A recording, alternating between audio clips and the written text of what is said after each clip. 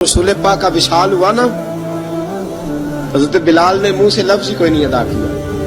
किसी ने अपना दुखड़ा किसी अंदाज में सुना लिया। हजरत उमर ने कहा, जिसने कहा हुजूर विशाल करके गर्दन उड़ा दूंगा। हजरत उस्मान गनी ने कहा, खबरदार कोई मुझे आके ना बताए कि मुस्तफा विशाल कर गए।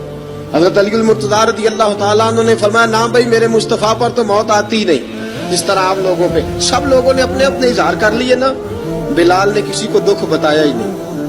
एक कोने में बैठ के ना हजरत बिलाल अकेले आंसू बहाते रहे, किसी को बताया ही नहीं, अकेले रोए। एक शख्स कहने लगा, यार बिलाल बोलता नहीं। कहा ना बुलाओ इसे। असर की नमाज का वक्त हुआ ना, तो वो बिलाल जो काबे की छत पे बगैर सीढ़ियों के चढ़ गया था, वो बिलाल जो काबे की छत पे बगैर किसी सहारे के चढ़ गया था, उस बिलाल को कहा कि बिलाल चढ़ जरा, आजान पढ़, मस्जिद की छत पे चढ़ जा। हजरत बिलाल कई बार चढ़े और कई बार गिरे, कई बार चढ़े और कई बार गिरे। हजरत बिलाल हबशी रज़ी अल्लाह तआला ने आवाज दी, कहा सलमान मेरी मदद करना, मेरी मदद करना। अब मुझसे चढ़ा नहीं जाता, अब मुझसे जाया नहीं जाता। जनाब सलमान फारसी ने भी सवाल नहीं पूछा कि बिलाल तू बीमार है, ये नहीं पूछा।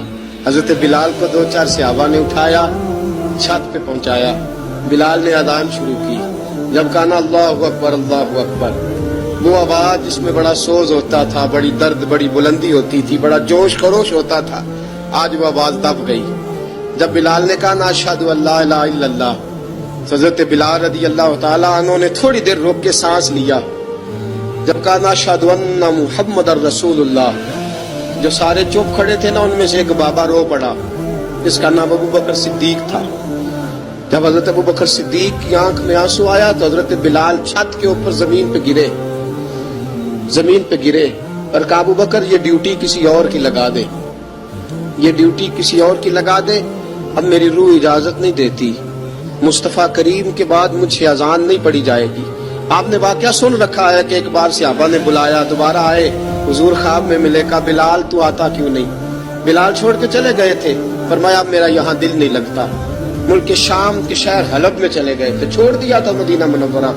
अब मेरी निगाहों में जचता नहीं कोई, जैसे मेरे महबूब हैं ऐसा नहीं कोई। हुजूर ख्वाब में मिले, आए मदीने। हजरत बिलाल आखिरी बार, लोगों ने कहा अजान पढ़ो। कहा मुझे वो अजान भूल ही गई है जो मुझे मुस्तफा करीम के जमाने में पढ़ा करता था, मुझसे नहीं पढ़ी जाती। ना मुझे कहो, मैं कैसे पढ़ूं?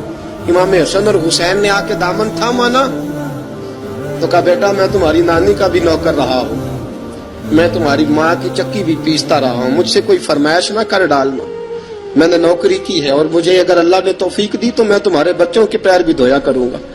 लेकिन इमाम हसन रज़ी अल्लाह तआला ने फरमाया बिलाल एक बार तो अजान सुनानी पड़ेगी। सुनाई बिलाल ने अजान। कोई घर मदीने में ऐसा नहीं था जहां से रोने की आवाज ना आई हो।